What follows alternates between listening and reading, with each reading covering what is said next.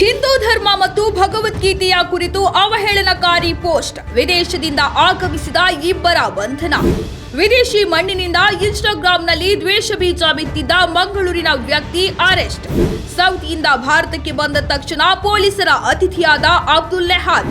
ವಿದೇಶದಲ್ಲಿದ್ದಾಗ ಹಿಂದೂ ಧರ್ಮದ ಬಗ್ಗೆ ಅವಹೇಳನಕಾರಿ ಮತ್ತು ಪ್ರಚೋದನಕಾರಿ ವಿಷಯವನ್ನ ಪೋಸ್ಟ್ ಮಾಡಿದ ಆರೋಪದ ಮೇಲೆ ಭಾರತಕ್ಕೆ ಆಗಮಿಸಿದ 27 ವರ್ಷದ ವ್ಯಕ್ತಿಯೊಬ್ಬನನ್ನ ಬಂಧಿಸಲಾಗಿದೆ. ಮಂಗಳೂರಿನ ಉಳಾಯಿಬೆಟ್ಟು ನಿವಾಸಿ ಅಬ್ದುಲ್ ಖಾದರ್ ನೆಹಾದ್ ಎಂಬ ಆರೋಪಿ ಈ ಅಪರಾಧ ನಡೆದ ಸಮಯದಲ್ಲಿ ಸೌದಿ ಅರೇಬಿಯಾದಲ್ಲಿ ಕೆಲಸ ಮಾಡುತ್ತಿದ್ದ ಎಂದು ಸುದ್ದಿ ಸಂಸ್ಥೆ ಪಿಟಿಐ ವರದಿ ಮಾಡಿದೆ.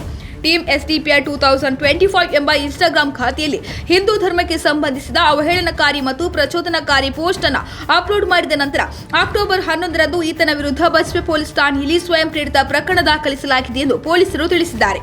ನೆಹಾದ್ ಸೌದಿ ಅರೇಬಿಯಾದಲ್ಲಿ ವಾಸಿಸುತ್ತಿದ್ದ ಸಂದರ್ಭ ಈ ಪೋಸ್ಟ್ ಅನ್ನು ಅಪ್ಲೋಡ್ ಮಾಡಿದ್ದಾನೆ ಎಂದು ತನಿಖೆ ವೇಳೆ ತಿಳಿದು ಬಂದಿದ್ದು ಹಿರಿಯ ಪೊಲೀಸ್ ಅಧಿಕಾರಿಯೊಬ್ಬರು ಪಿಟಿಐಗೆ ತಿಳಿಸಿದ್ದಾರೆ. ಸಂಶೋಧನೆಗಳ ಆಧಾರದ ಮೇಲೆ ಅವರ ವಿರುದ್ಧ ಲುಕ್ಔಟ್ ನೋಟಿಸ್ ಹೊರಡಿಸಲಾಗಿತ್ತು. ಡಿಸೆಂಬರ್ 14ರಂದು ನೆಹಾದ್ ಕೇರಳದ ಕ್ಯಾಲಿಕಟ್ ಅಂತಾರಾಷ್ಟ್ರೀಯ ವಿಮಾನ ನಿಲ್ದಾಣಕ್ಕೆ ಬಂದಿಳಿದಿದ್ದು ಅಲ್ಲಿಗೆ ಬಂದ ತಕ್ಷಣ ಅವರನ್ನು ವಶಕ್ಕೆ ಪಡೆಯಲಾಗಿದೆ ಎಂದು ಪೊಲೀಸರು ತಿಳಿಸಿದ್ದಾರೆ. ಪ್ರಕರಣದ ಕುರಿತು ಹೆಚ್ಚಿನ ತನಿಖೆ ನಡೆಯುತ್ತಿದೆ.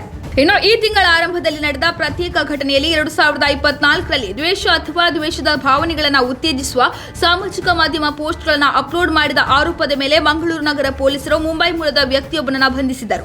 ಆರೋಪಿ ಫೆಲಿಕ್ಸ್ ಎಡ್ವರ್ಡ್ ಮಥಾಯಿಸ್ ಎಂಬವರು ಸೌದಿ ಅರೇಬಿಯಾದಲ್ಲಿ ಕೆಲಸ ಮಾಡುತ್ತಿದ್ದು ಲುಕ್ಔಟ್ ಸುತ್ತೋಲೆಯ ಆಧಾರದ ಮೇಲೆ ಮುಂಬೈ ವಿಮಾನ ನಿಲ್ದಾಣದಲ್ಲಿ ಆರೋಪಿಯನ್ನು ಬಂಧಿಸಲಾಗಿತ್ತು. ಮಥಾಯಿಸ್ 2024ರ ಫೆಬ್ರವರಿಯಲ್ಲಿ ಭಗವದ್ಗೀತೆ ಮತ್ತು ಮಹಿಳೆಯರ ಬಗ್ಗೆ ಅವಹೇಳನಕಾರಿ ಪೋಸ್ಟ್ಗಳನ್ನು ಪ್ರಸಾರ ಮಾಡಿದ್ದು ಕಂಕನಾಡಿ ನಗರ ಪೊಲೀಸ್ ಠಾಣೆಯಲ್ಲಿ ಅವರ ವಿರುದ್ಧ IPC ಸೆಕ್ಷನ್ 153(a) 504, 507 ಮತ್ತು 509 ಮತ್ತು IT ಕಾಯ್ದೆಯ ಸೆಕ್ಷನ್ 66(d) ಅಡಿಯಲ್ಲಿ ಪ್ರಕರಣ ದಾಖಲಾಗಿದೆ. ಡಿಸೆಂಬರ್ 5, 2025ರಂದು ವಿದೇಶದಿಂದ ಮುಂಬೈ ವಿಮಾನ ನಿಲ್ದಾಣಕ್ಕೆ ಬಂದಿಳಿದ ನಂತರ ವಲಸೆ ಅಧಿಕಾರಿಗಳು ಅವರನ್ನು ವಶಕ್ಕೆ ಪಡೆದು ಮಂಗಳೂರು ಪೊಲೀಸರಿಗೆ ಮಾಹಿತಿ ನೀಡಿದ್ದಾರೆ ಎಂದು ವರದಿಗಳಾಗಿವೆ.